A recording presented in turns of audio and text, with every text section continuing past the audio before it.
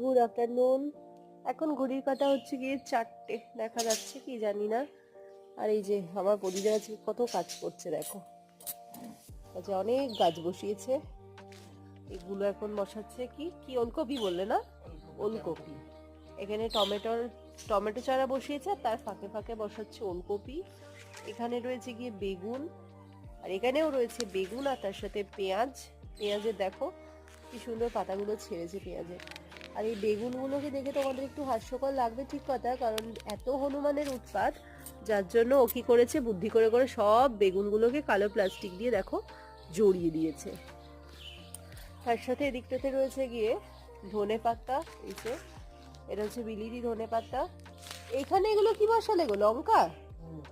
এখানে রয়েছে লঙ্কা।